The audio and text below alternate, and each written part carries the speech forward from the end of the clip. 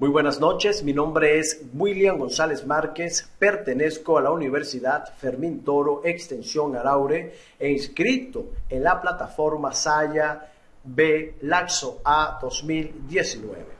En este momento voy a dar una breve exposición sobre el derecho tributario, su concepto, su autonomía, la utilidad de los fines de el derecho tributario, como también las ramas que abarca el derecho tributario.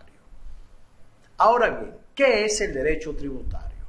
El derecho tributario no es más que el conjunto de normas que viene a regular esa relación, esa facultad del Estado en exigir el tributo a las personas para que posean o tengan un sano ejercicio a la hora de pagar tributos.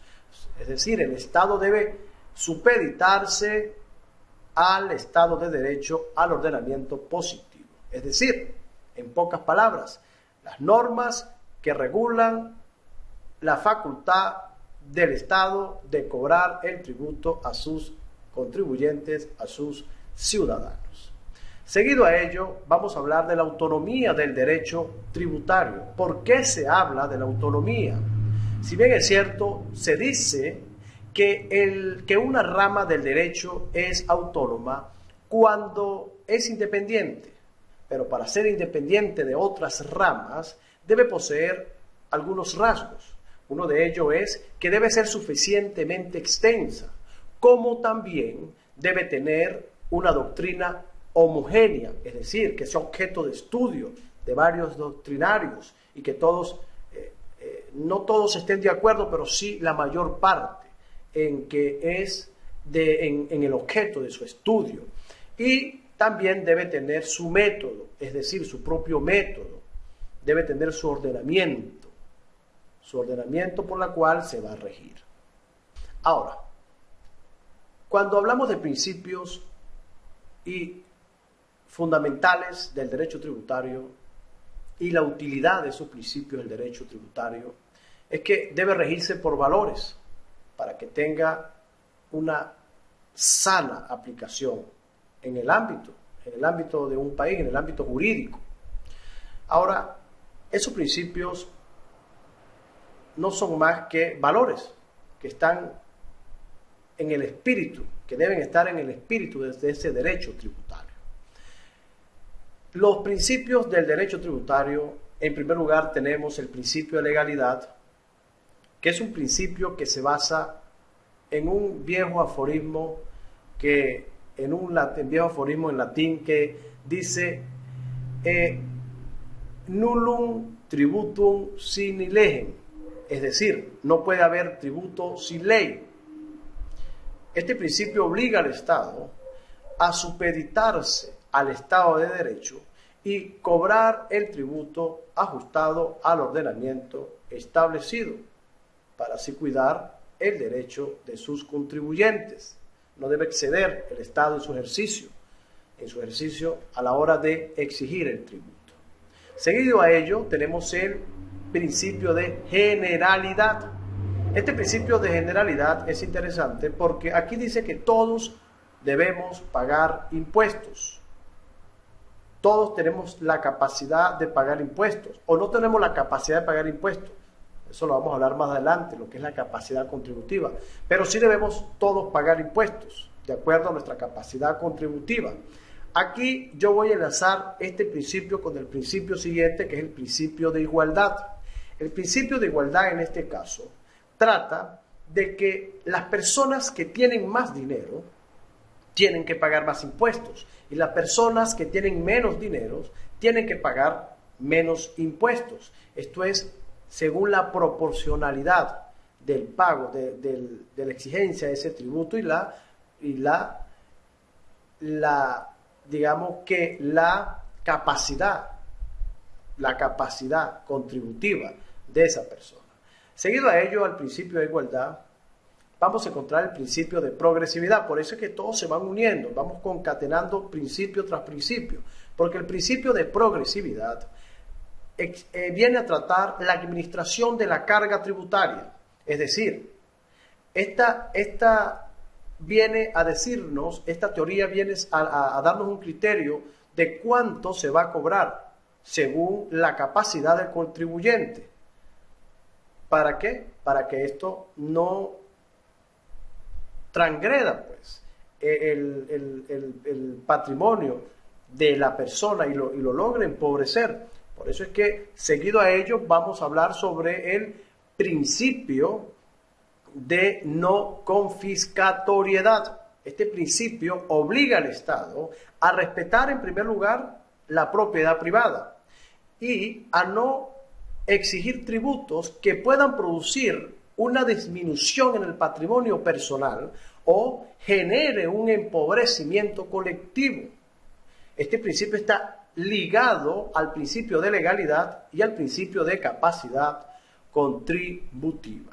Seguido a ello encontramos el principio de no retroactividad, es decir, cuando una ley sea promulgada, esta no puede tener efectos hacia atrás en el tiempo.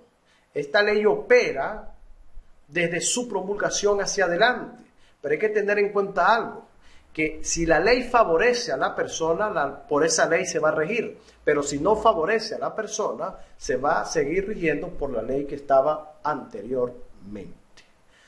Seguido a ello encontramos el principio de justicia tributaria. Este principio es sumamente importantísimo porque este principio prohíbe las desigualdades entre los contribuyentes para que exista una verdadera justicia tributaria.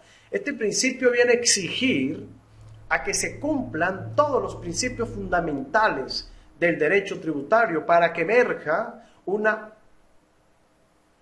verdadera justicia tributaria. Y finalmente encontramos el principio de prohibición de impuestos pagaderos en servicio personal. Esto quiere decir que la única forma de pagar impuestos, de pagar tributo, tiene que ser con dinero en efectivo.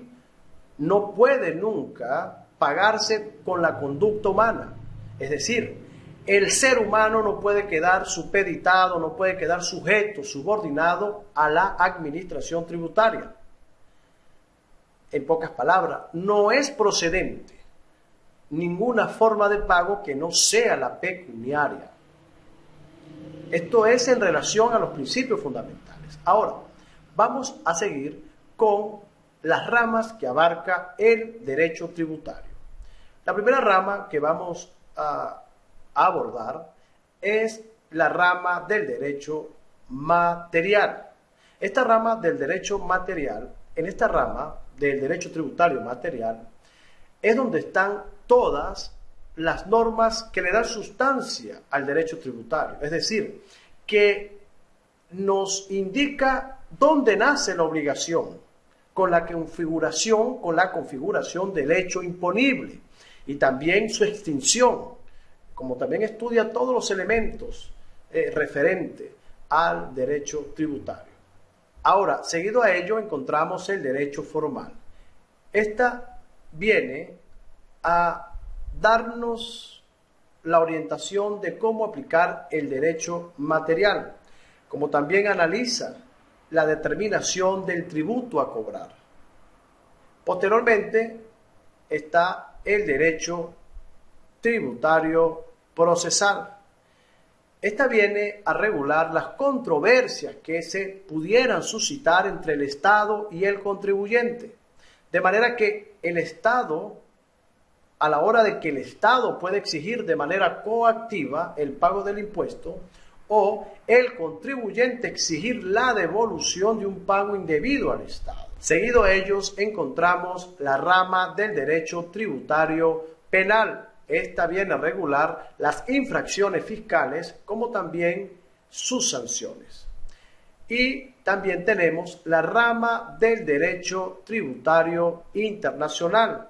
Este es interesante porque aquí es cuando dos soberanías se enfrentan para evitar que se abusen de los tratados, como también de tratar de que no emerjan paraísos fiscales que están en boga actualmente a nivel internacional o en el espectro internacional. Y por último, y no por eso menos importante, yo diría que es uno de los más importantes, que es el derecho constitucional, porque allí están todas las normas fundamentales que vienen a disciplinar o donde emerge la norma que rige al derecho tributario. Eso es en cuanto a las ramas que abarca el derecho tributario. Ya con esto llegamos al fin de esta exposición, esperando vernos en otra oportunidad. Muchas gracias.